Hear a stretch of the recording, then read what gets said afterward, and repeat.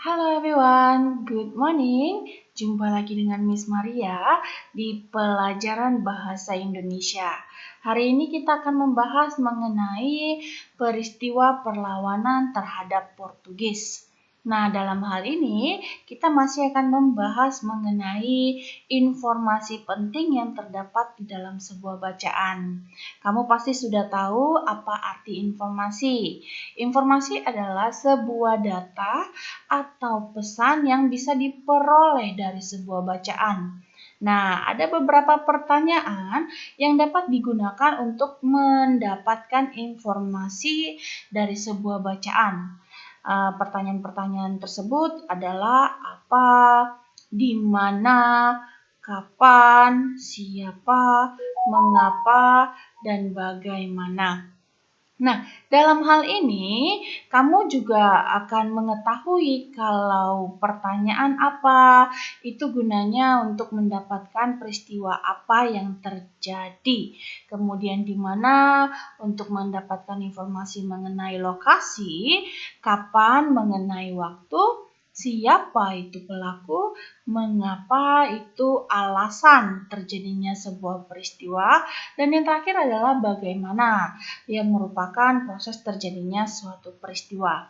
Nah, dalam hal ini Miss Maria akan membacakan sebuah teks yang berkaitan mengenai peristiwa perlawanan terhadap Portugis yang dimana kita akan mencari informasi penting mengenai peristiwa perlawanan terhadap Portugis. Dengarkan dengan baik ya. Listen to me properly, oke? Peristiwa perlawanan terhadap Portugis. Setelah Malaka dapat dikuasai oleh Portugis pada tahun 1511, terjadilah persaingan dagang antara pedagang Portugis dan pedagang di Nusantara. Portugis ingin selalu menguasai perdagangan, maka terjadilah perlawanan-perlawanan terhadap Portugis. Perlawanan tersebut antara lain sebagai berikut. A. Sultan Ali Bukhayat Shah berhasil membebaskan Aceh dari upaya penguasaan bangsa Portugis. B. Sultan Alauddin Riayat Shah berani menentang dan mengusir Portugis yang bersekutu dengan Johor. C. Sultan Iskandar Muda, raja kerajaan Aceh yang terkenal sangat gigih melawan Portugis, adalah Iskandar Muda. Pada tahun 1615 dan 1629, Iskandar Muda melakukan serangan terhadap Portugis di Malaka. Pada awalnya Portugis diterima dengan baik oleh raja setempat dan diizinkan mendirikan benteng. Namun, lama-kelamaan rakyat Ternate mengadakan perlawanan karena Portugis serakah, ikut campur dalam pemerintahan, membenci agama rakyat Ternate, dan bersikap sewenang-wenang. Rakyat Ternate dipimpin oleh Sultan Hairun bersatu dengan Tidore melawan Portugis sehingga Portugis terdesak. Pada waktu terdesak, Portugis mendatangkan bantuan dari Malaka dipimpin oleh Antoni Galvo sehingga Portugis mampu bertahan di Maluku. Pada tahun 1565, rakyat Ternate bangkit kembali di bawah pimpinan Sultan Hairun. Portugis berusaha menangkap Sultan Hairun, tetapi rakyat bangkit untuk melawan Portugis dan berhasil membebaskan Sultan Hairun dan tawanan lainnya. Akan tetapi, Portugis melakukan tindakan licik dengan mengajak Sultan Hairun berunding. Dalam perundingan, Sultan Hairun ditangkap dan dibunuh. Perlawanan rakyat Ternate dilanjutkan di bawah pimpinan Sultan Ba'abullah, putra Sultan Hairun.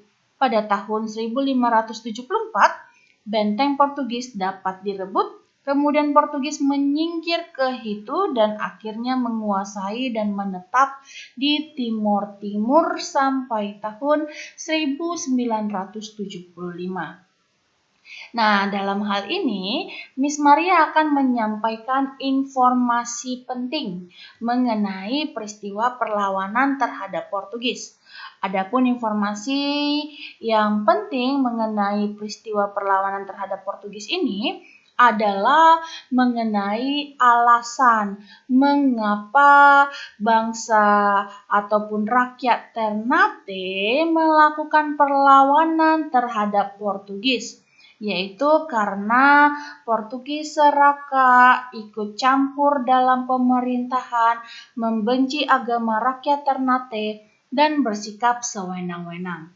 Nah, itulah salah satu contoh dari informasi penting dari bacaan yang sudah kita baca tadi ya. Nah, sekarang Miss Maria akan memberikan kamu tugas yang harus kamu selesaikan hari ini, yaitu menuliskan informasi penting dalam bacaan mengenai peristiwa perlawanan terhadap Portugis pada kolom-kolom yang terdapat pada halaman 35. Miss Maria akan menampilkan kolom-kolomnya. Nah, inilah penampilan dari kolom-kolom yang terdapat di halaman 35 yang akan kamu kerjakan.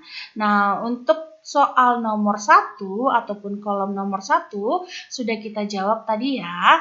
Nah, sekarang kamu dapat menuliskan kembali di buku tulismu dan silakan menjawab kolom nomor 2 dan kolom nomor 3. Nah, itulah pembelajaran kita hari ini. Miss harap kalian sudah mengerti apa yang Miss Maria sampaikan hari ini. Dan jangan lupa untuk mengirimkan tugas kamu khususnya untuk pelajaran bahasa Indonesia ini ke WhatsApp Miss Maria. Jangan lupa ya untuk mengirimkan tugas kamu ke WhatsApp Miss Maria karena Miss Maria akan mengabsen setiap harinya untuk tugas-tugas kamu ya. Nah, akhir kata Miss Maria sampaikan salam sehat dan sampai jumpa.